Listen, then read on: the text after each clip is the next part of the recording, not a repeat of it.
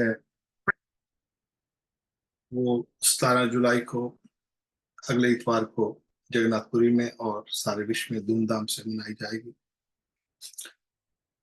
और हम भगवान जगन्नाथ से प्रार्थना करते हैं कि हम पर कृपा कर कर हमको उनकी भक्ति प्रदान हो। रथ यात्रा महोत्सव जो है एक बहुत ही महत्वपूर्ण महोत्सव है और इसका संबंध जो है भगवान कृष्ण और भगवान कृष्ण की सर्वश्रेष्ठ भक्ति जो है करने वाले ब्रजवासियों और ब्रज गोपियों के संग जुड़ी हुई है।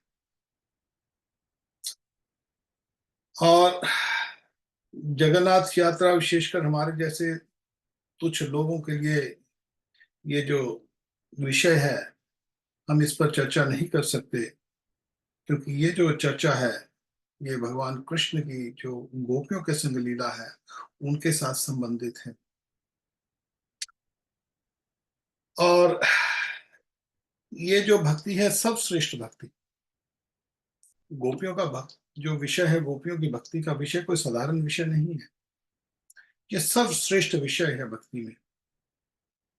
श्री चैतन्य महाप्रभु जो कि स्वयं कृष्ण भगवान है, राधा रानी के भाव में उन्होंने गोपियों का जो भक्ति है वो केवल बहुत कम, केवल 4 आदमियों के साथ वो उसका वार्तालाप किया है उन्होंने, रामानंद रॉय, स्वरूप दामोदर, सी की महती और माधवी के संग।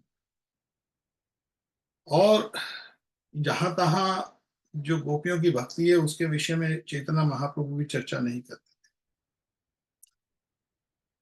जो भगवान कृष्ण की जो शुद्ध भक्ति है वो कर्म कांड और ज्ञान कांड से परे है। स्पष्ट चैतन्यता में बताया गया है, कर्म कांड ज्ञान कांड केवल विषय भान।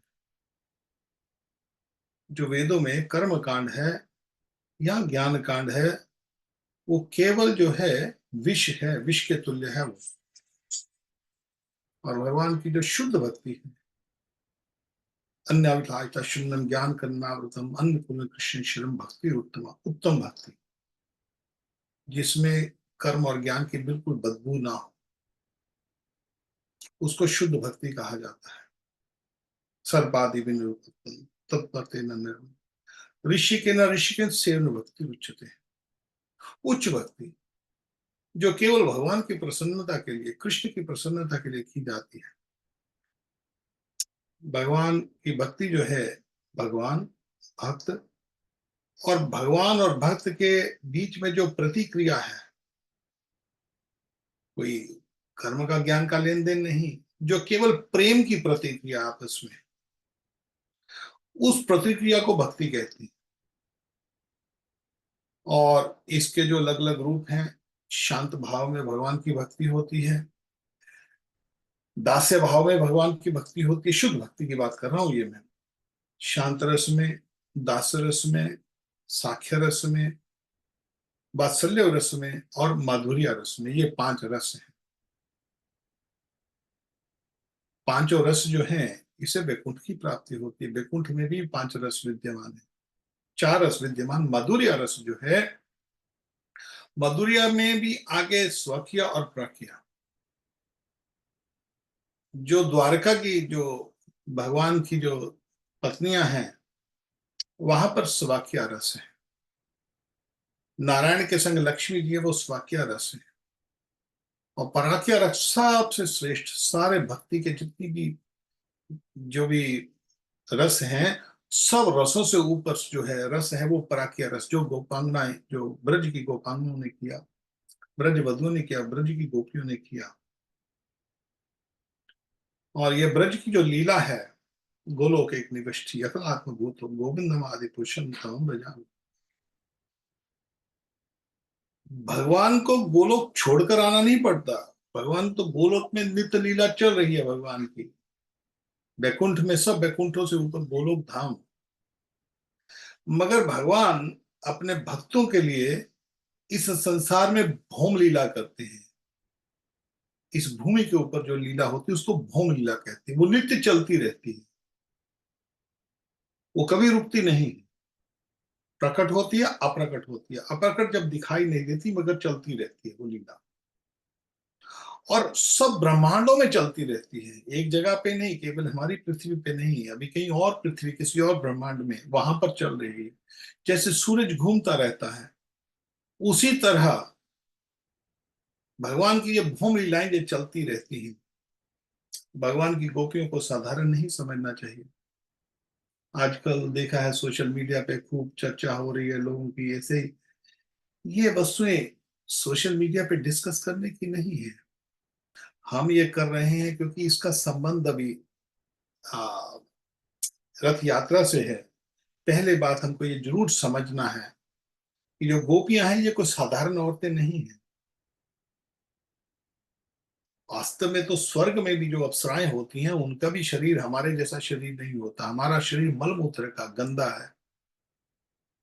जो अप्सराओं का शरीर होता है स्वर्गों में, वो तो किसी कहीं जगह पर नहा ले, या कोई भी स्वर्ग में देवता, या जो भी स्वर्ग की देवियां हैं, जो भी अप्सराएं हैं, तो वहां का जल सुगंधित हो जाता है, उनके शरीर में से बदबू नहीं निकलती। मगर फिर भी जो गोलोक धाम में है, गोलोक की जो जो गोलोक धाम में जो वासी हैं, जो वैकुंठ वासी हैं, वो स्वर्गों की भी उस पर तुलना नहीं है।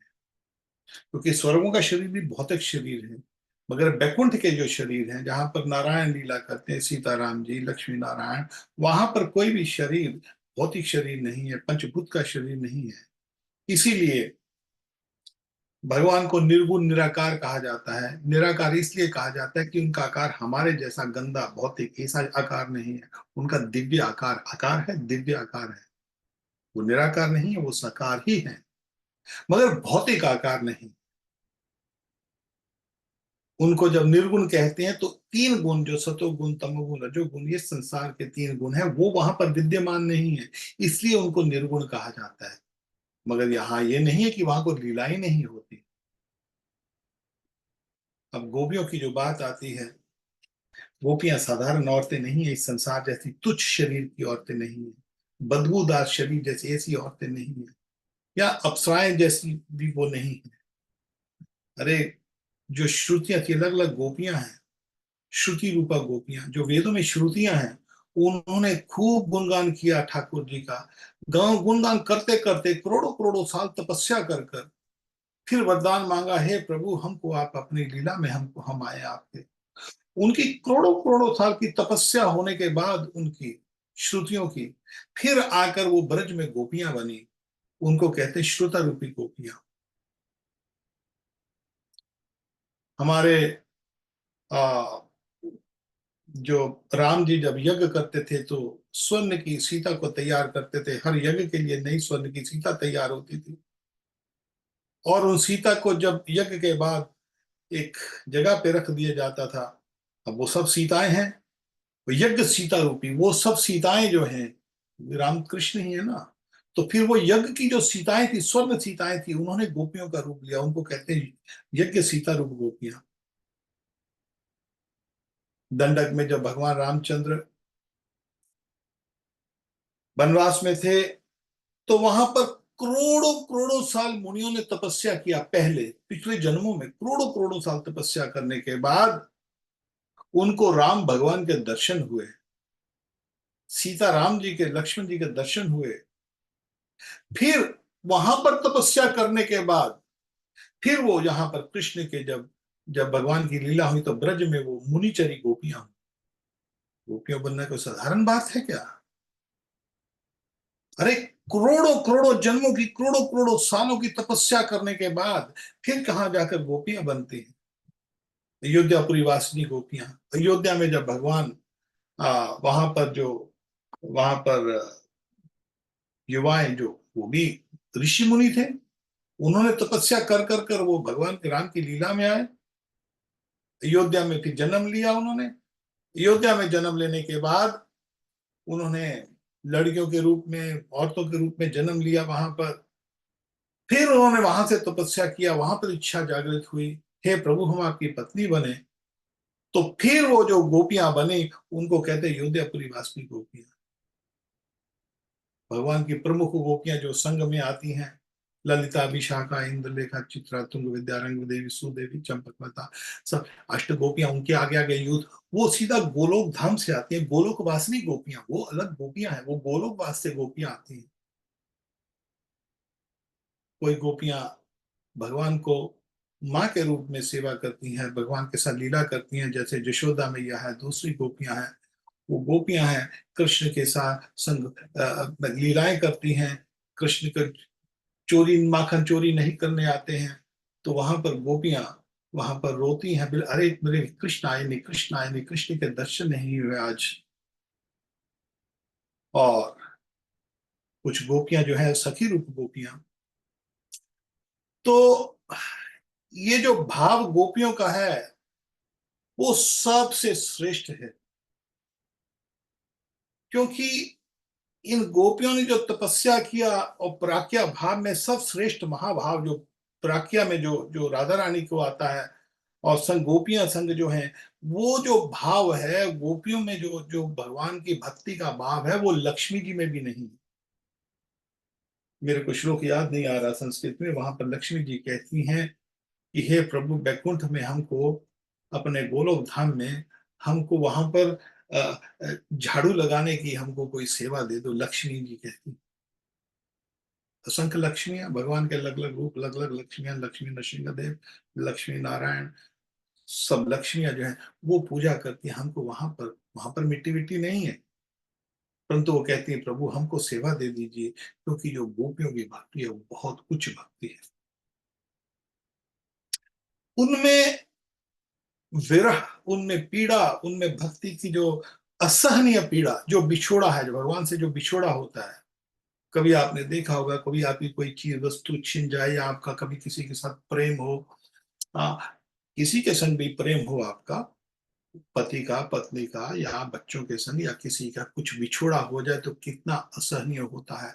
मगर यहाँ पर जो गोपियों का कृष्ण के प्रति जो चाह है, और भगवान कृष्ण ब्रज में लीला करते हैं 11 साल 2 महीने, और 11 साल 2 महीने के बाद भगवान कहते हैं, जब कंस ने भेजा, तो भाई उनको ले आओ, कृष्ण बलराम को कृष्ण बलराम वहां पर उनको मारना, उनकी लीला चल रही थी भगवान की।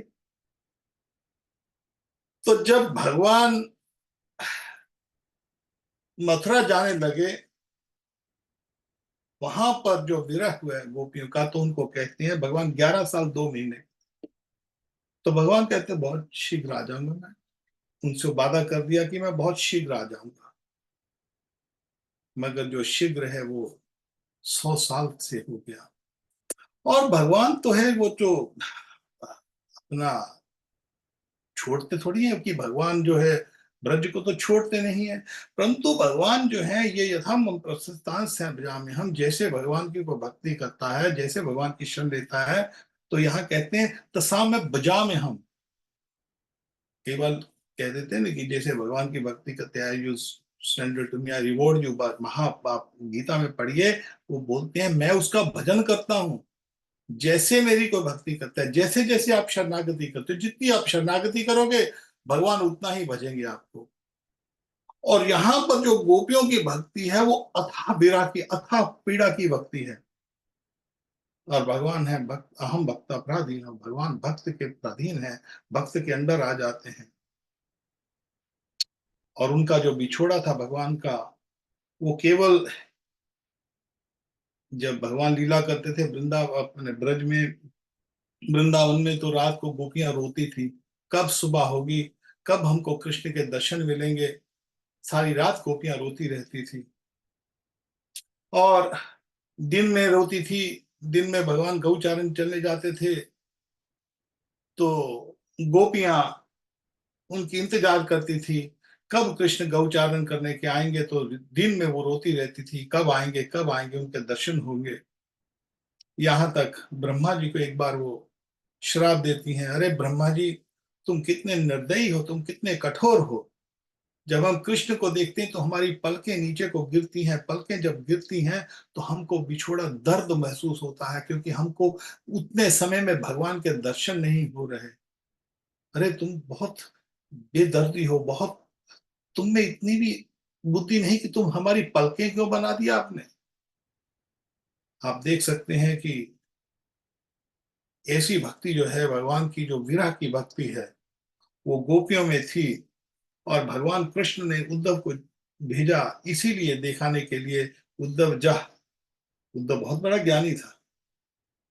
उद्धव को बोलते हैं कि जा उद्धव, उद्धव जाके देख क्या ब्रज में। जब उद्धव ने देखा, गोपियों का भाव देखा, तो तुरंत उद्धव जी कहते हैं, प्रभु मेरे को जन्म जन्म यहाँ पर लता पत्ता बना दो, ताकि इनकी जो रज है, आपके भक्तों की, गोपियों की जो रज है, वो मेरे शरीर पे, मेरे सर पे लटकती रहे, और मैं 24 घंटे यहीं पर रहूं। मेरे को एक बात याद आती है कि ब्रज में जो ब्राह्मण पत्नियां थी,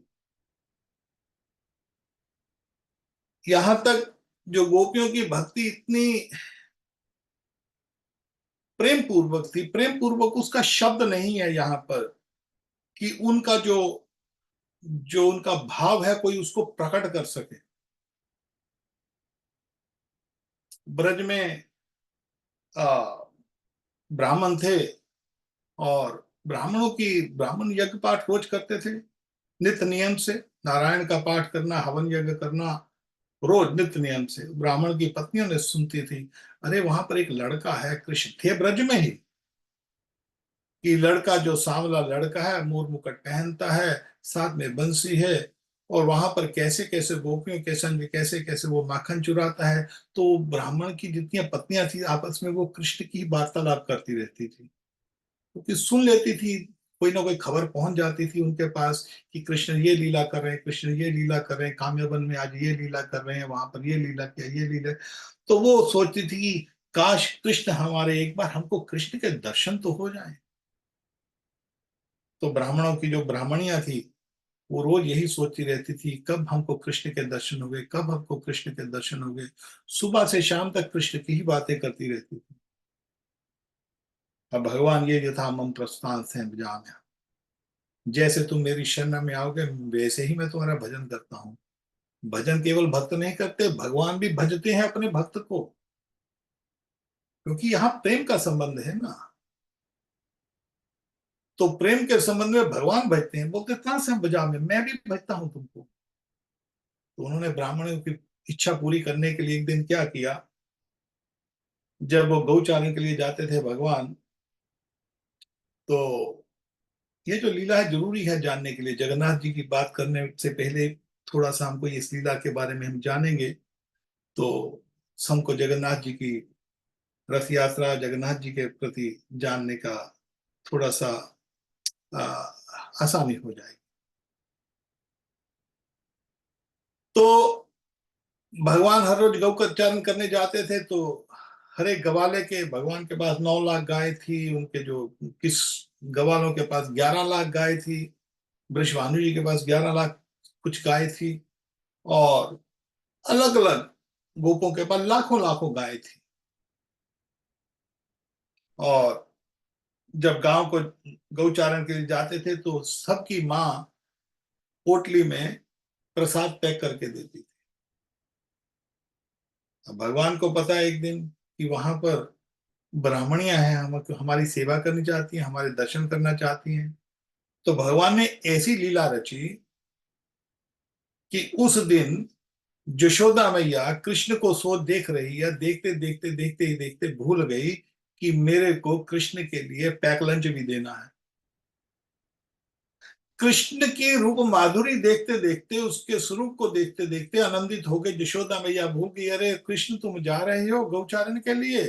कृष्ण को देखते देखते भूल गई, इसे गुमसुम हो गई, डे ड्रीमिंग करने लग गई। अरे मेरा कृष्ण जा रहा है, मेरा कृष्ण गौचारण के लिए जा रहा है।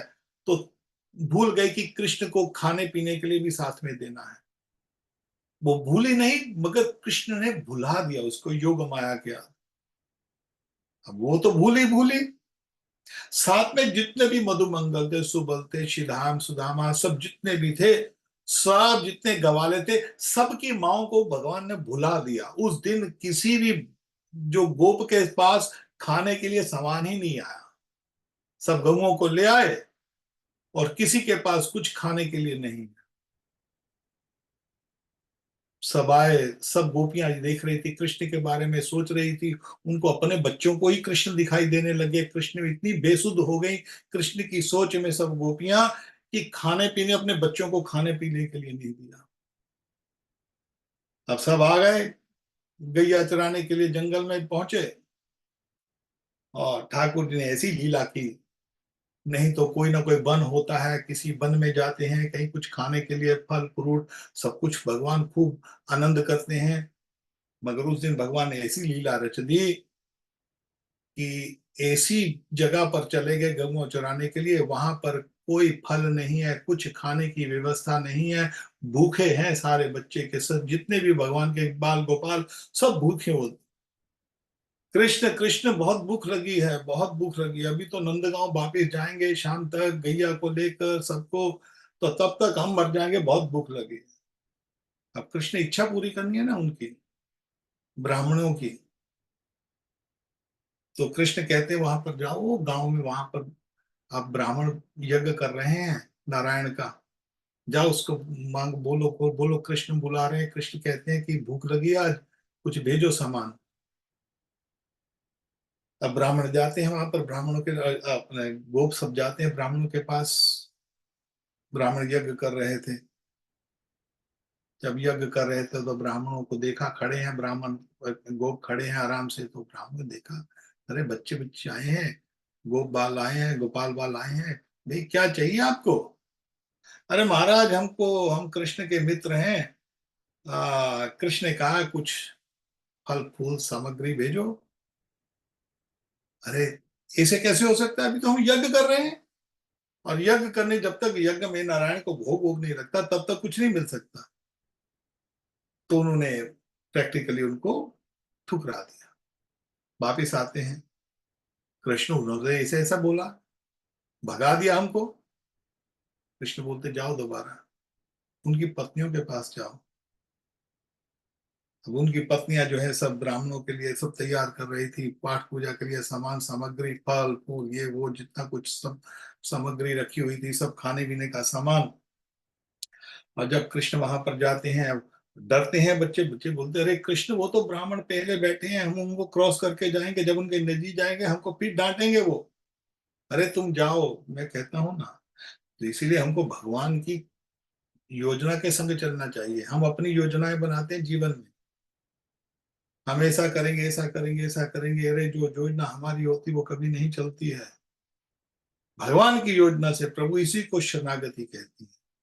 जब भगवान की शरणागति, भगवान की प्रसन्नता, भगवान की योजना के संग चलना, उसमें ये नहीं होना अरे हमारे पर कृपा नहीं हुई। हमारे हनुमान प्रसाद पोदार जी भाई जी एक बात कहते हैं, बोलते कई बार लोग कहते हैं जी, जब कुछ सब कुछ परिस्थिति अनुकूल हो, एवरीथिंग फेवरेबल, अरे भगवान की बहुत कृपा है।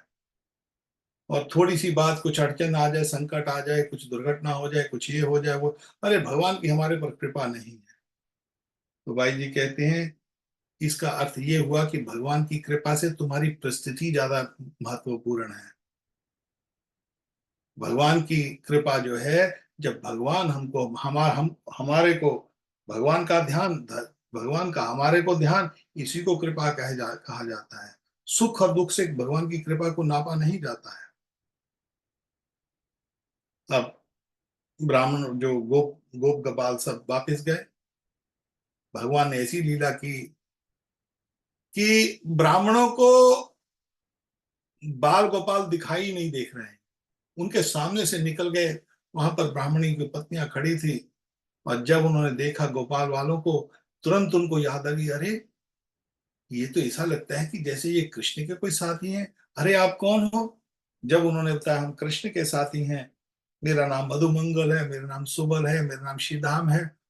तो तुरंत ब्राह्मण की पत्नियां एकदम आंसू से, अरे कृष्ण कृष्ण कृष्ण कृष्ण, एकदम जो सब ब्राह्मणों की पत्नियां थी वो सब।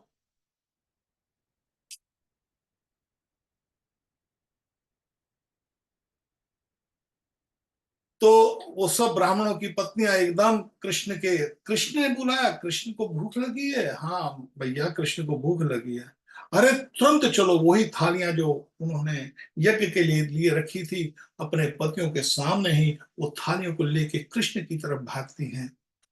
और जब कृष्ण को दर्शन करती हैं गोपालों के संग, तो ऐसा आनंद का जो आदान प्रदान होता है, इसी को ब्रज की लीलाएं कहती हैं, इसी को ब्रज की गोपियों की भक्ति कहती हैं। तो कृष्ण की प्रसन्नता के लिए हुए, जिसमें प्रेम है, जिसमें विरह है, जिसमें पीड़ा है, और उसका अनुभव भगवान कृष्ण स्वयं द्वारका में करते हैं। द्वारका में भगवान रात को सोते हैं तो गोपियों को जो प्रेम है वो याद करते हैं, तो उनका जो तकिया होता है वो गीला हो जाता है। रुक्मिणी देखती है, अरे मेरे मेरे पति का तकिया गीला। तो देखती है कि वो रो रहे हैं, किस बात के लिए रो रहे हैं? गोपियों को, ब्रज को याद करते करते, ब्रज की जो भक्ति है उसको, अपने ब्रजवासियों को, अपने उनको याद करते करते रो रहे हैं। तो रुक्मिणी सत्यभामा जामवती एक दिन, सॉरी, ये जो है रोहिणी मैया के पास जाती है। मैया, हमने देखा कि कृष्ण जो है वो खोए खोए से रहते हैं,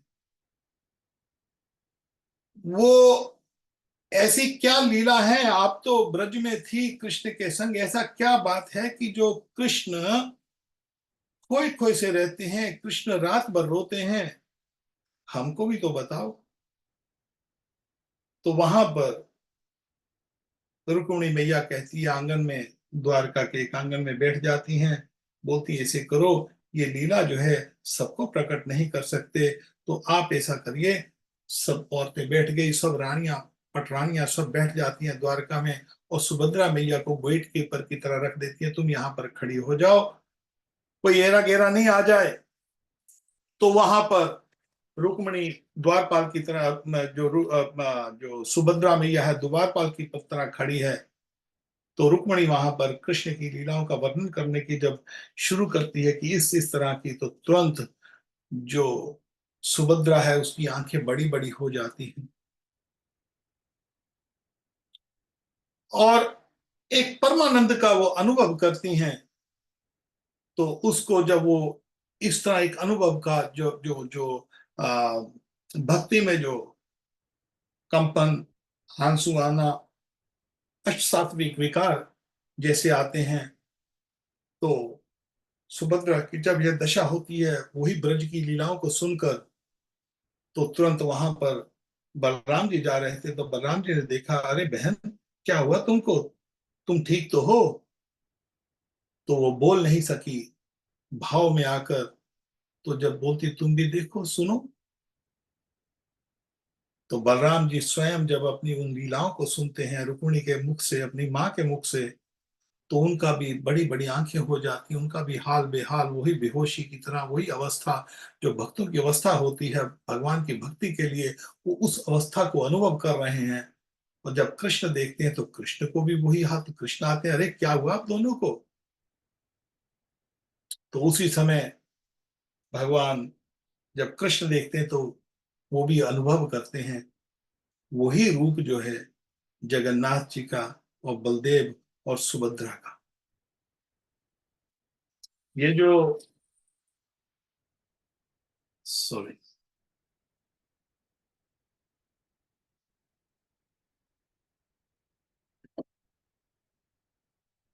तो ये जो भगवान का ये जो रूप है और भगवान की ये रथ यात्रा है, अब भगवान कह के गए थे कि मैं 11 साल 2 महीने के, जब 11 साल 2 महीने के थे जब उन्होंने ब्रज को छोड़ा था, अब 100 साल का विरह। भगवान तो छोड़ते नहीं है, मगर गोपियां 24 घंटे भगवान को देखती थी, रोती रहती थी कृष्ण के लिए। अब 100 साल के बाद सूर्य ग्रहण लगा कुरुक्षेत्र में, तो कृष्ण और बलराम अपनी बहन सुभद्रा को लेकर जब वो कुरुक्षेत्र आते हैं, तो जब ब्रजवासियों ने सुना कि कृष्ण आए हैं, तो सारे ब्रजवासी कुरुक्षेत्र की तरफ दौड़ पड़ते हैं, हमारे कृष्ण आ गए, हमारे कृष्ण आ गए, हमारे कृष्ण आ गए। और कृष्ण हैं, बूढ़े नहीं दिखाई देते, कृष्ण तो हमेशा 16 साल के, नव यौवनम च, हमेशा 16 साल। भगवान की उम्र कभी बढ़ती नहीं है। ये गॉड इज लाइक, कोई सफेद दाढ़ी वाड़ी नहीं है भगवान की। भगवान नव यौवनम च, 16 साल इतनी उम्र रहती है भगवान की। राधा रानी की भी इतनी उम्र ही रहती है, 14 साल की। तो जब गोपियों ने सुना, ब्रजवासियों ने सुना, सब दौड़ते हैं, गोपियां भी दौड़ती हैं। और जब वहां पर देखते हैं कृष्ण को, बलराम को और सुभद्रा मैया को, तो वहां पर फिर जो गोपियां हैं उन तीनों को देखते हैं, तो वहां पर गोपियां अपना भाव प्रकट करती हैं, हे कृष्ण आप भी वही हो, हम भी वही हैं, परंतु ये जगह वो नहीं है। तो वहां पर फिर जो गोपियां हैं कृष्ण को कहती हैं, कृष्ण आपको पता है आपने बोला था कि हम आएंगे, वृंदावन आएंगे, और आप आए नहीं। अभी आप आए हो तो चलिए। तो कृष्ण आग्रह उनका मानते हैं, चलो। तो जो रथ थे उनके, उन्होंने कहा कई घोड़े जो है ये रथ के घोड़े हैं, ये रथ के घोड़े हमारे कृष्ण को वापिस द्वारका ना ले जाएं। तो गोपियों ने रथ के घोड़ों को खोल दिया, और रथ के घोड़ों को खोलकर रस्सियों को पकड़कर खूब अपने हाथों से गोपियों ने उस रथ को वृंदावन की तरफ हाँकना शुरू कर दिया।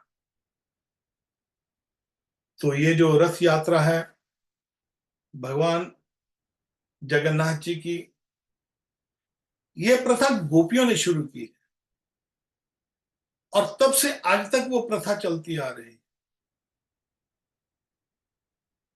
श्री चैतन्य महाप्रभु जगन्नाथपुरी में उन्होंने समय बिताया। तो जगन्नाथपुरी में चैतन्य महाप्रभु बहुत धूमधाम से जगन्नाथपुरी की यात्रा, रथ यात्रा में उसको उसको मनाते थे। नवद्वीप से या जितने भी भक्त, उड़ीसा के भक्त, बंगाल के बाकी प्रांतों के भक्त हर साल महाप्रभु को जगन्नाथपुरी मिलने जाते थे। और विशेषकर कुलीना ग्राम के जो भक्त थे, अब आप कभी रथ, जो रथ यात्रा देखने जाइए, मोटे मोटे रस्से हैं, बड़े बड़े 3 रथ होते हैं जगन्नाथ जी के। जगन्नाथ जी का अलग रथ है, बलदेव जी का अलग रथ है, सुभद्रा मैया का अलग रथ है, बड़े बड़े रथ हैं। मगर इन रथों की जो रस्सियां होती थी, कुलीना ग्राम, चैतन्य महाप्रभु ने कुलीना ग्राम के भक्तों को बोला, जब भी आओ तो रेशमी रस्सी बना के लाओ। वहां की एक रेशमी रस्सी बनाते थे। आप कभी आप देखो तो बहुत बड़ी बड़ी रस्सी, बहुत बहुत ज्यादा रस्सी चाहिए, कैसे लेके आते होंगे वो भक्त लोग वहां, तभी कुलीना ग्राम से जगन्नाथपुरी। और मगर जो भगवान की रथ यात्रा है, ये उत्सव के से ऐसा नहीं है कि एक दिन का उत्सव है। ये तो अक्षय तृतीया को ही शुरू हो जाता है। हर अक्षय तृतीया को तीनों रथ बननी शुरू हो जाती, और खूब भक्ति के संग खूब पाठ पूजा होती है। और भक्त जो बनाने वाले हैं वो खूब भक्ति से उनका जगन्नाथ जी का सेवा करते हैं। अरे कितनी वहां पर उनका जो रथ का जो सामान है, कितना उनको खूब हाथ से, सब हाथ से गढ़ते हैं। और उसके बाद रथ तैयार होती है। जगन्नाथ जी का वैसे जो रथ है वो 45 फुट 6 इंच लंबा रथ होता है, सबसे बड़ा रथ जगन्नाथ जी का। बलदेव जी का रथ जो है 45 फुट ऊंचा, और मैया सुभद्रा का 44 फुट ऊंचा। इनके तीनों के रंग एक ही रंग होता है हर साल। जैसे जगन्नाथ जी का जो रथ है वो पीला और लाल होता है, और बलदेव जी का जो रथ है वो हरा और लाल है, और सुभद्रा मैया का काला और लाल है। बड़े बड़े रथ 16 पहिए हैं जगन्नाथ जी के रथ के, 14 पहिए हैं बलदेव जी के रथ के, 12 पहिए हैं सुभद्रा जी के रथ के। उनके अपने अपने नाम हैं सब रथों के। जो जगन्नाथ जी का रथ है नंदी घोष कहते हैं उसको, सफेद घोड़े लगे होते हैं। और बलदेव जी का रथ है वो ताल ध्वज रथ, काले घोड़े लगे होते हैं। और जो सुभद्रा का है देवललन, लाल घोड़े लगे होते हैं उसमें। तो भगवान के जो तीनों रथ हैं, ये रथ अक्षय तृतीया से शुरू होते हैं, फिर उसके बाद गुंडीचा मार्जन होता है और स्नान यात्रा पहले होती है, फिर वो गुंडीचा मार्जन आता है, रथ यात्रा आती है। उसके बाद फिर अब लक्ष्मी जी को बताने के बगैर भगवान बोलते हैं मैं अभी 2 दिन में आता हूँ वापस। भगवान तो गए थे हाँ उधर अपना कुरुक्षेत्र, मगर चले गए ब्रज में। तो यहाँ पर लक्ष्मी जी को पता लगता है, तो जो हमारे गुंडीचा में लक्ष्मी जी का रथ जाके खड़ा होता है, तो आ, हीरा पंचमी के दिन जो द्वितीय को जो होता है, आषाढ़ की जो द्वितीय को होती है रथ यात्रा, पंचमी के दिन फिर लक्ष्मी जी जाती है, रथ को तोड़ के आती है। वहां पर रात को बहुत बड़ा महोत्सव होता है, रात को आप देखने वाली रथ यात्रा का जो महोत्सव है। और उसके बाद 2 हफ्ते का, एटलीस्ट 2 हफ्ते का जो महोत्सव है, जो स्नान यात्रा से लेके रथ यात्रा तक का। और रथ यात्रा के बाद फिर बहुड़ा रथ यात्रा आती है, जब रथ यात्रा वापिस आएगी 10वें दिन वापिस आती है। और उसके बाद अदर्पणा होता है, वहां पर देवी देवता आते हैं उस रथ यात्रा में। दो, कम से कम कुछ नहीं है तो 10-20 लाख, 20 लाख आदमी होता है। बहुत 2 मील का एरिया जो पूरा खचाखच भरा होता है। और रथ यात्रा बहुत रहते हैं। आप अपना एरा बंद कर लीजिए, ठीक। रथ यात्रा जो है, जिस दिन रथ यात्रा निकलती है, जितने भी भक्त लोग सब मिलते हैं वहां पर, देवी देवता लोग आते हैं। ऐसा नहीं है केवल वो लोकल भक्त, जगन्नाथ जी जिसको बुलाते हैं वहां पर पहुंचते हैं। और उसके बाद बहुड़ा रथ यात्रा, जब रथ वापस आती है, फिर सब देवी देवताओं को जगन्नाथ जी कहते हैं ठीक है भाई आए हो। सब सब देवी देवताओं को अधर्पणा होता है। अधर्पणा देखने वाली जगह है, बड़ा सा मटके होते हैं, 3-3 बड़े बड़े मटके। और मटकों में से वो सब जो उसमें से जूस वगैरह निकलता है, और वो सब देवताओं को, देवता सब लोग देवता पीते हैं ऐसे। और वो देवता पीने के बाद फिर अपने अपने काम जाओ भी, अपने अपने डिपार्टमेंट चलाओ जाके। अभी अधर्पणा के बाद सब अपने अपने डिपार्टमेंट चले जाते हैं।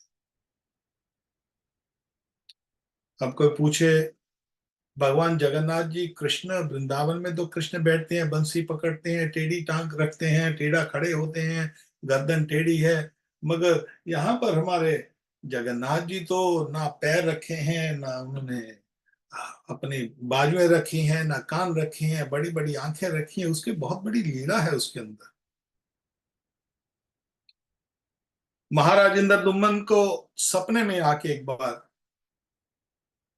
जो नील माधव, जगन्नाथ जी सपने में आके बोलते हैं हे राजन मेरे लिए एक बड़ा सा मंदिर तैयार करो।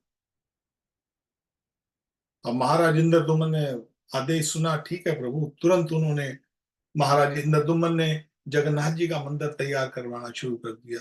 जगन्नाथ जी अभी डेटी नहीं है, मूर्ति आई नहीं है, पता नहीं है, मंदिर तैयार करो बाद में हम देखते हैं। महाराज इंद्रदुम्न ने मंदिर तैयार कर दिया, भव्य मंदिर तैयार हो गया। अब भव्य मंदिर तैयार हो गया। अभी ठाकुर जी भी नीलाचल का, तो नीला माधव कहाँ से आएंगे। नीला माधव सपने में आके बोलते हैं मेरे लिए मंदिर तैयार करो। मंदिर तैयार कर दिया। प्रभु अब मंदिर तैयार हो गया, अभी आ जाओ। उन्होंने जो पृथ्वी के चारों कोनों में 4 जो अपने मैसेंजर्स भेज दिए, जाओ नील माधव को ढूंढ के लाओ। हमारा नील माधव कहाँ है। महाराज इंद्रदुम्न का एक ब्राह्मण मंत्री, विद्यापति, वो निकला, तो चलते चलते वो ब्रह्मगिरी पर्वत पर पहुंच गया। ब्रह्मगिरी पर्वत पर देखता है कि वहां पर वो तो नील माधव की खोज में निकला है। तो नील माधव ये यथा मम प्रस्तास्यं भजामि हम, जैसे तुम मेरी तरफ मेरे आओगे मैं उसी तरह आपको दूंगा। दुश्मन बन के आओगे तो भगवान वैसा रूप दे देते हैं। जैसे भक्ति करने के धन संपत्ति के लिए कैसे कैसे भक्ति करोगे, वैसे वैसे भगवान प्रदान कर देते हैं। कभी भगवान को स्वयं मांगना हो तो सबसे मुश्किल है, वही बात भगवान देते हैं अपने को, मगर पूरी ट्रेनिंग के बाद मिलते हैं भगवान, ऐसे नहीं मिल जाते। जैसे मैंने बोला ना, गोपियों ने करोड़ों करोड़ों साल तपस्या किया है, तब ब्रज की भक्ति मिलती है। आजकल तो ऐसे ही मिल गया, चाह थोड़ी सी माला कर लो, थोड़े से नियम पालन कर लो, बस वृंदावन पहुंच जाओगे। ऐसे ऐसे वृंदावन नहीं पहुंचोगे। सर्जन बनना है तो पहले सर्जन पूरी पूरी पढ़ाई करनी पड़ती है, पूरी आत्मशुद्धि करनी पड़ती है, नाम सिद्धि करनी पड़ती है, स्वरूप सिद्धि होती है, तब भगवान की प्राप्ति होती है। बगैर शुद्ध नाम के स्वरूप नाम सिद्धि नहीं होगी, नाम सिद्धि के बगैर स्वरूप सिद्धि नहीं होगी, स्वरूप सिद्धि के बगैर भगवान के पास नहीं जा सकते, हो ही नहीं सकता है। तो विद्यापति ब्राह्मण प्रेम से प्रभु, हमारे राजा ने इतना बड़ा भव्य मंदिर बना दिया है, कहाँ हो आप, कहाँ हो आप। भक्ति भाव से विद्यापति जा रहे थे, वहां पर एक शब्र राजा था, उसका नाम था विश्व बसु। विश्वसु की लड़की शब्र जंगल में रहते हैं, तो उसकी कन्या, उसका नाम था ललिता, तो अपनी सखियों के संग खेल रही थी, आंख बंद करके। पट्टी आंख पे लगा देते ना, आंख बंद कर देते। जब खेल रही थी तो अब शबरों में एक नियम था कि कन्या, जो कन्या होती है, वो किसी भी पुरुष के पास जाती नहीं, कन्या हाथ नहीं लगाती। कभी किसी पुरुष को एक बार छू दिया, उन शबरों में यह नियम था कि वही उसका पति होगा, उसको उस पति उसको अपनाना पड़ेगा। तो शब्र की कन्या जो थी ललिता, वो खेल रही थी दूसरी कन्याओं के साथ। तो वहां पर विद्यापति ब्राह्मण खड़ा था, तो उस लड़कियों को ढूंढते ढूंढते उसने जाकर विद्यापति ब्राह्मण को पकड़ लिया। जब आंख खोली, अरे ये क्या किया, तो तुरंत दूसरी कन्याओं ने बोल दिया, अरे महाराज विश्वसु, तुम्हारी कन्या ललिता ने ऐसे ऐसे ब्राह्मण को टच कर दिया, स्पर्श कर दिया है। तो उन्होंने बोला, ब्राह्मण देवता, अब आप मेरी जो कन्या है, मैं आपको आपको कन्या दान करता हूं, आप इसका स्वीकार कीजिए अपनी पत्नी के रूप में। तो विद्यापति ब्राह्मण था, समझता था, उसने उस लड़की को अपनी पत्नी बना लिया और वहीं पर अभी रह रहा है। महाराज क्या करने आए हैं? नील माधव की खोज करने के लिए आया हूं। अब उसको तो, जो हमारा विद्यापति है उसका विश्वसु है, थोड़ा सा सोच में पड़ा। अब विश्वसु ऑलरेडी नील माधव की पूजा कर रहा था ब्रह्मगिरी पर्वत के ऊपर। अब विद्यापति क्या देखता है कि रोज मेरा ससुर है, रोज सुबह को निकल जाता है और शाम को आता है। जब शाम को आता है तो उसके शरीर में से बहुत ही अच्छी सुगंध, अग्र की, कपूर की, चंदन की, तुलसी की बहुत बहुत ही खुशबू आती है। ये खुशबू दिव्य खुशबू आती है, कहाँ जाता है ये? तो उसने अपनी पत्नी ललिता को पूछ लिया, ललिता ये तो बताओ कि तुम्हारा पिता कहाँ जाता है, सच्ची सच्ची बताओ, झूठ नहीं बोलो। अब तुम ब्राह्मणी हो, तुमने ब्राह्मण के साथ संग शादी कर ली है, तो तुम ब्राह्मणी हो, झूठ नहीं बोल सकती। तो बोलती है, पतिदेव, मेरा जो पिताजी है, ये नील माधव की पूजा करने जाता है हर रोज, उनकी पूजा करके फिर आता है। अरे तो मेरे को भी इनको बोलो दर्शन करा दे। ललिता कहती है, अरे पतिदेव, मेरे पिताजी ने आज तक हमको नील माधव के दर्शन नहीं कराए, तो आपको कैसे करा देंगे वो? तो विद्यापति ने क्या किया, अन्न जल छोड़ दिया। अन्न जल छोड़ दिया तो उसके ससुर को जब पता लगता है, विश्वसु को, अरे मेरे जवाई ने अन्न जल छोड़ दिया है, तो विश्वसु मानता है, अच्छा ठीक है, मगर एक एक बात है, तुमको ले जाता हूँ, दर्शन करवा देता हूँ, मगर तुमको ऐसा नहीं लेके जाऊंगा, रास्ते तुमको आंखों पर पट्टी बांध के लेके जाना पड़ेगा। तो आंखों पर पट्टी बांध कर विद्यापति मान गया। अब जब विद्यापति माना, उसने सोचा ऐसे तो अभी बाद में मैं कैसे देखने जाऊंगा उनको, तो हाथ में राई के दाने ले गया, राई के बीज होते हैं, उसको हाथ में ले गया। आंखों पे पट्टी बांधकर विश्वसु जब उनको लेके जाता है, शब्र राजा जब लेके जाता है, तो रास्ते में वो राई को फेंकता जाता है, राय को फेंकता जाता है। तो जब वहां पर नील माधव के दर्शन करते हैं, आज नीला माधव वही नीला माधव है, आज भी आप जा सकते हो कुंटिल नील माधव। जब नील माधव के दर्शन किए तो आंखें फटी की फटी रह गई, आनंदित हो गया। अरे वाह वाह, क्या बात है, नील माधव कितने दयालु हो आप। अब मन में कुछ सोचा नहीं, यही नील माधव है। अरे वाह वाह वाह प्रभु, आपके लिए भव्य मंदिर तैयार किया मेरे राजा ने। खैर घर पे वापिस आ जाते हैं। अब नीला माधव को लेके जाना है। अब विश्व वसु से ऐसा मांगेगा, नीला माधव तो जाने नहीं देंगे। जंगल में बैठे हैं नीला माधव, जंगल में ब्रह्मगिरी पर्वत के ऊपर, किसी को पता ही नहीं है, केवल विश्वसु को पता है, राजा को पता है कि वो जो शब्र राजा है। तो विद्यापति एक दिन जाता है अपनी, जब जहां जहां राई फेंकी थी वहां वहां पर पौधे हो गए। पौधों को देखते देखते देखते देखते ब्रह्मगिरी पर्वत पे जाता है।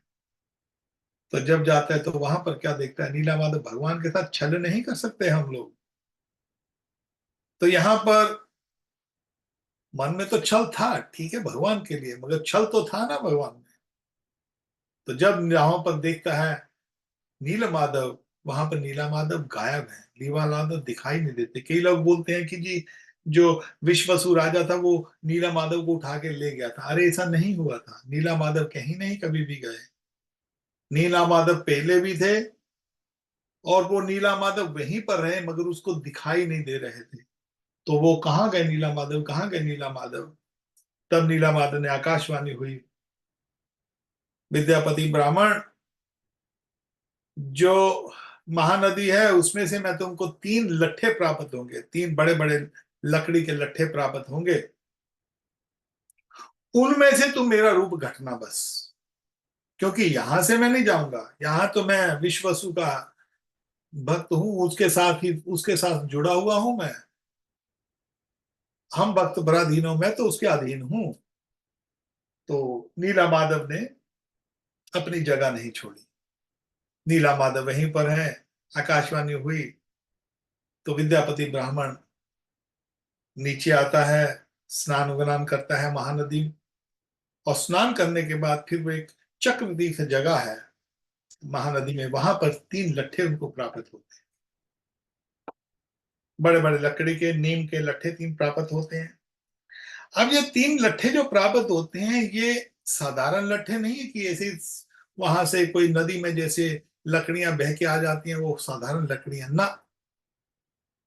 ये 3 लट्ठे स्वयं नीला माधव ने अपने हाथों से, उत्तरी द्वार जो है, ये जो जगह है जिस जिस मंदिर की नील माधव की बात कर रहा हूं, इसको कहते हैं कोंटिल नील माधव।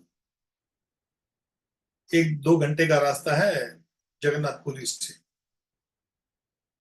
वहां पर हमारे, वहां पर कभी भी आप जाओ तो एक हमारे वहां पंडित जी, उनके साथ बहुत प्रेम है, एक विपिन जी हैं, एक दयानिधि ब्राह्मण हैं, दोनों ब्राह्मण हैं। खूब वहां पर पाठ पूजा होती है। अरे बिल्कुल एक बहुत दिव्य स्थान है, वहां पर आप जाइए तो एक बहुत आनंददायी स्थान है वहां पर।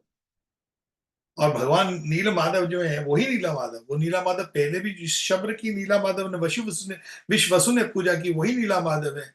इनके पांव में से देखिए, पहाड़ी ऊंची है, ऊपर से कुछ नहीं आ रहा है, मगर अपने आप वहां पर जो गंगा है उनके चरणों में अपने आप बह रही है।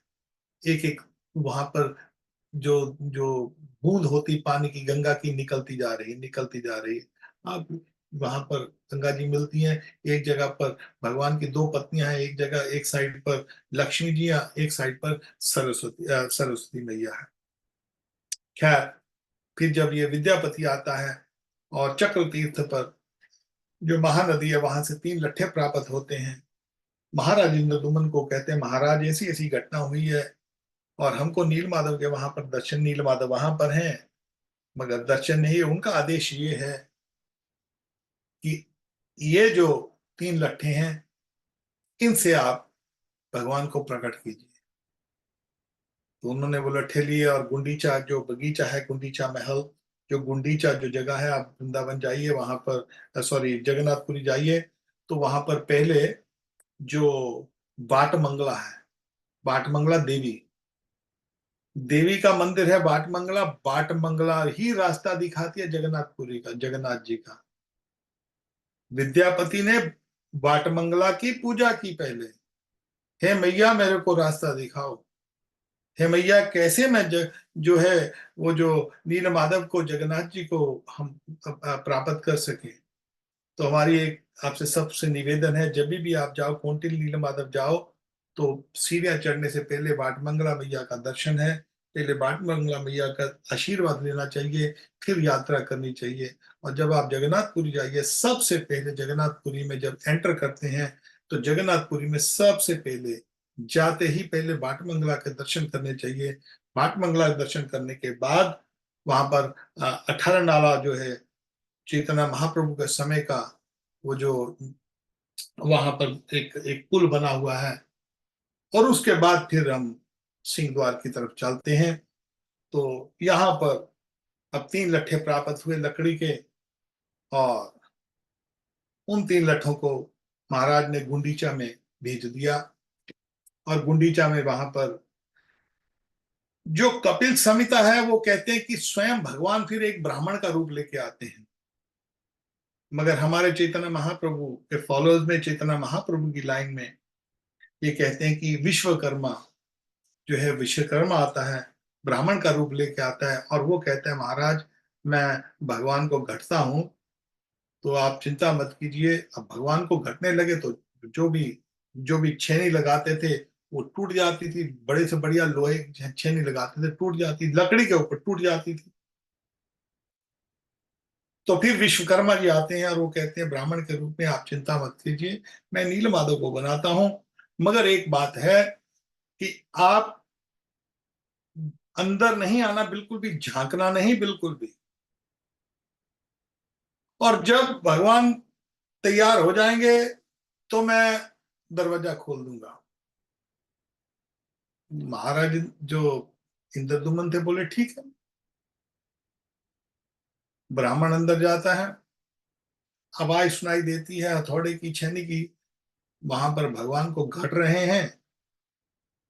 परंतु अब करते करते 1 दिन हो गया, 2 दिन हो गया, 3 दिन हुए, 13 दिन हो गए, धीरे धीरे जो आवाज आनी बंद हो गई, आवाज आनी बंद हो गई। कई लोग बोलते 3 दिन ना, 13 दिन।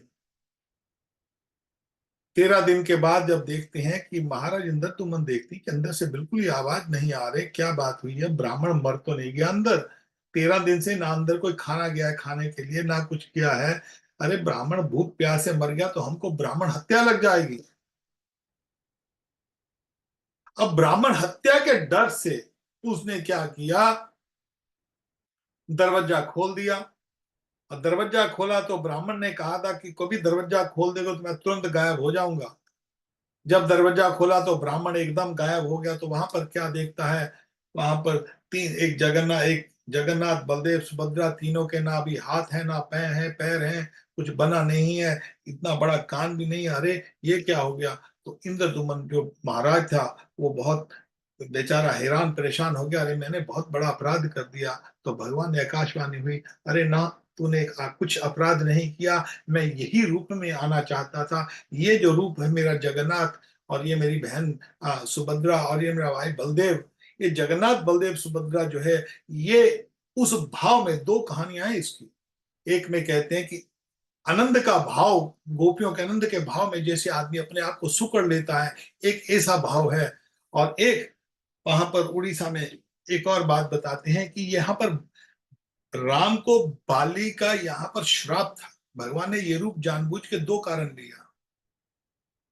भगवान ने ये रूप लिया जब छुप कर राम ने बाली को मारा, पेड़ के पीछे छुप कर जब बाली को मारा, तो बाली ने बोला, अरे राम, मैंने तेरा क्या किया था?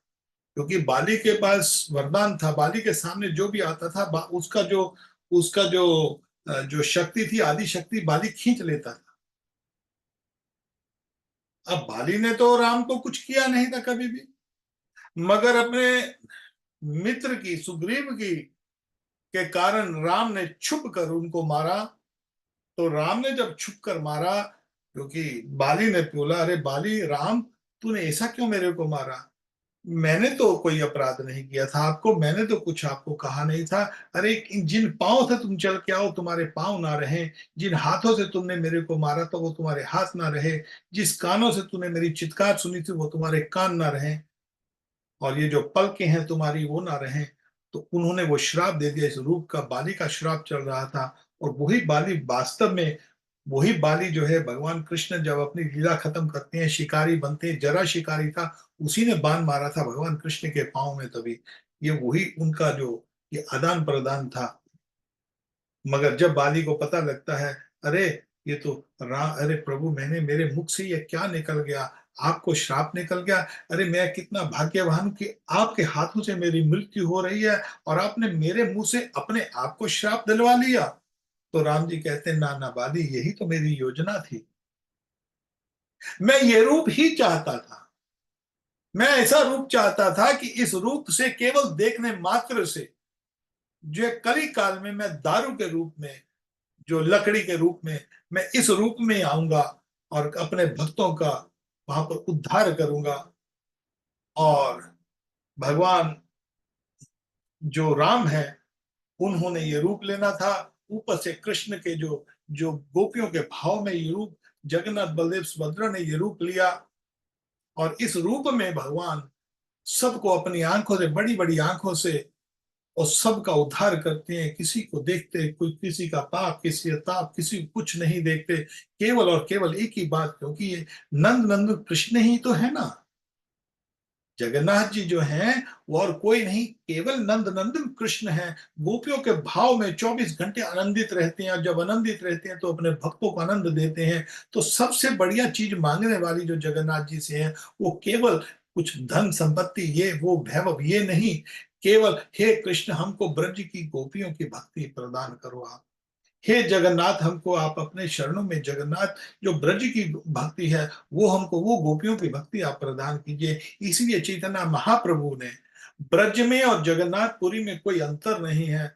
और चैतन्य महाप्रभु ने अपना अधिकतर सारे का सारा समय जो है जगन्नाथपुरी में बिताया।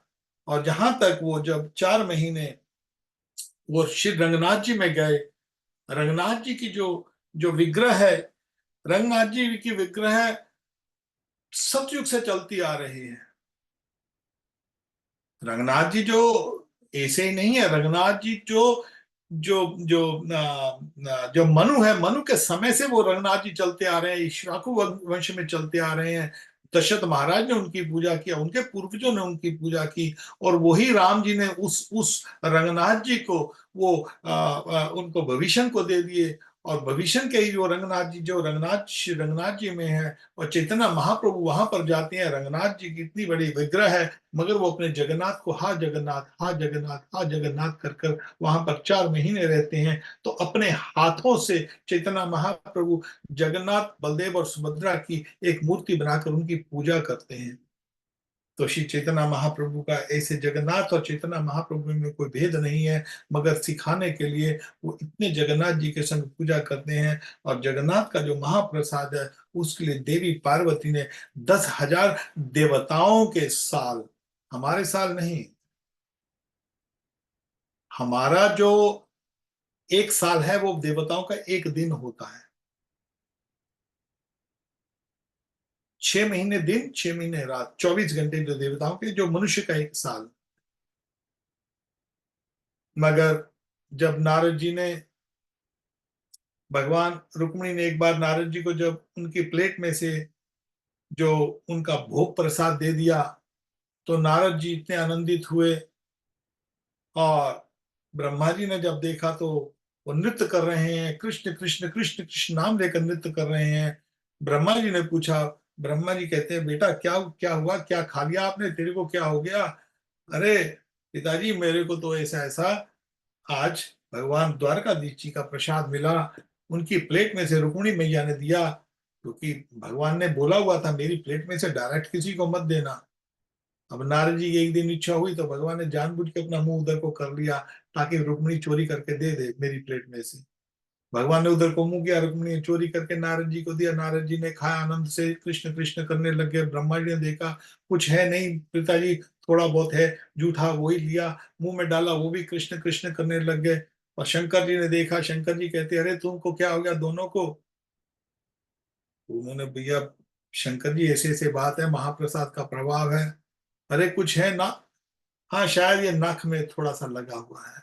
नख में से प्रसाद दिया, ब्रह्मा जी के मुंह में डाला और तुरंत वो भी करने लगे। देवी पार्वती ने जब देखा शंकर जी को, नारायण जी को और अपने पति देव को, तो उन्होंने पूछा मेरा प्रसाद कहाँ है पति देव? अरे देवी, प्रसाद तो बहुत ही छोटा सा था, वो खा लिया। तो तब देवी पार्वती ने 10,000 देवताओं के साल तपस्या किया, जगन्नाथ जी की तपस्या किया 10,000 साल तक। जब भगवान प्रकट होते हैं तो भगवान कहते हैं अरे देवी, आपको मैया क्या चाहिए? आप तो सारी सृष्टि की स्वामिनी हैं और शंकर जी की आदि शक्ति है, आपको क्या इच्छा है? आप किस बात के लिए आप इतना तप कर रही हो? प्रभु, मेरे को एक ही इच्छा है कि आपका प्रसाद हमको मिले, हर रोज नित्य आपका जूठन मिले हमको। तो तब भगवान ने कहा कि जब मैं जगन्नाथ जी के रूप में आऊंगा और जगन्नाथ जी के रूप में कलयुग के अंदर नीलाचल पर्वत पर अपनी बहन सुभद्रा और भाई बलदेव के संग वहां पर आऊंगा, तो मेरे को रोज खूब 56 भोग, खूब बड़े बड़े भोग लगेंगे और सबसे पहले मेरा भोग जो है तेरे को ही जाया करेगा। तो वहां से पार्वती, देवी पार्वती जो विमला देवी है, दुर्गा मैया, विमला देवी को भोग लगता है जगन्नाथ जी का भोग, और जगन्नाथ जी भोग के बाद जो है वो विमला देवी मैया को भोग लगता है और फिर वो भोग जो है सबको वितरण होता है। तो ये जगन्नाथ जी जो है सब पर इस तरह सब जीवों पर कृपा करते हैं। और विशेषकर जो नहीं जा सकते या जिनका जन्म हिंदू परिवार में नहीं हुआ, जगन्नाथ जी का दर्शन नहीं कर सकते, ठीक है, ये सही है नियम। क्योंकि मुसलमान लोग आए हमारे मंदिर तोड़े, तो ब्राह्मणों ने ये अच्छा किया कि जो हिंदू घर में जो नहीं है उसको उधर अंदर से नहीं आना चाहिए। तो गोत्र के हिसाब से हिंदू आते हैं। हिंदू कोई भी वर्ण का हो, ब्राह्मण हो, क्षत्रिय हो, वैश्य हो, शूद्र हो, कोई भी हो, भले चंडाल भी हो, हिंदू धर्म में जो जो जिसका आ, संबंध है सनातन धर्म से, और तो उसके लिए कोई कोई आपत्ति नहीं है अंदर दर्शन करने के लिए। मगर जो नहीं है तो वो जगन्नाथ जी जो है हर साल जगन्नाथपुरी से बाहर आते हैं और जगन्नाथपुरी से गुंडीचा तक यात्रा होती है। फिर 10वें दिन बाहर बहुड़ा यात्रा होती है। तो हमारा निवेदन है कि कई संस्थाएं जब कभी आए मन में जगन्नाथपुरी की यात्रा कर ली जाए। ऐसा नहीं करना चाहिए। जगन्नाथ की यात्रा जो है केवल 2 दिन ही होती है, बस केवल 2 दिन। जैसे दिवाली होती है तो दिवाली के दिन ही दिवाली मनानी चाहिए। ये थोड़ी है जिस दिन दिल आए दिवाली मना लो, जिस दिन आए होली मना लो। ऐसा नहीं, कई संस्थाएं ऐसा करने लग गई हैं, मगर वो गलत है। तो यहाँ तो जिस दिन जगन्नाथ की यात्रा हो उसी दिन आषाढ़ की द्वितीय द्वितीय को यात्रा होनी चाहिए। या बहुड़ा यात्रा, जब जगन्नाथ जी वापिस आते हैं मंदिर से, गुंडीचा से वापिस जगन्नाथ मंदिर आते हैं, तो 2 दिन जो है निर्धारित है साल में। तो आप उस दिन अपने घर यात्रा कर सकते हैं छोटी सी रथ बना के।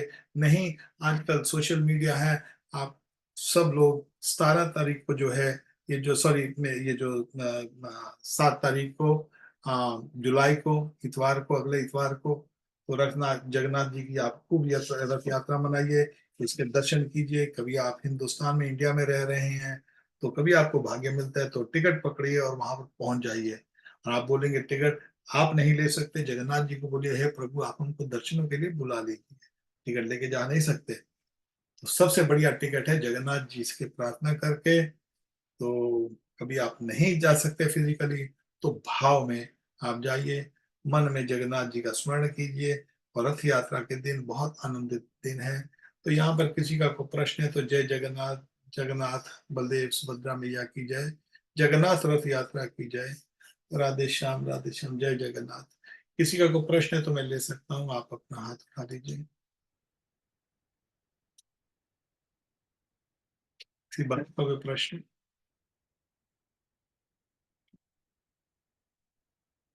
ठीक है, कोई प्रश्न नहीं है तो जय जगन्नाथ। और दूसरा मैं आपसे निवेदन करता हूँ, पिछले नेक्स्ट शनिवार को प्रोग्राम मेरा एक कैंसिल है, कोई और कोई काम पड़ गया मेरे को, तो किसी और किसी काम में बिजी हूँ परिवार के संग।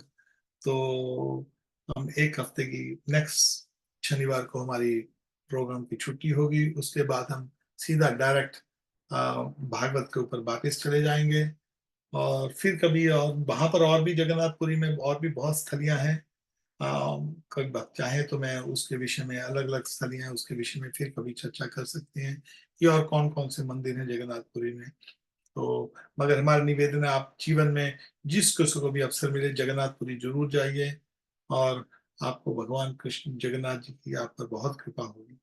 तो ठीक है, तो हम आपके संग, सबके संग दो 2 हफ्ते बाद हम आपके संग फिर मिलेंगे। अगले सप्ताह हमारा प्रोग्राम नहीं होगा, अगले सप्ताह परिवार के संग में बिजी हूँ।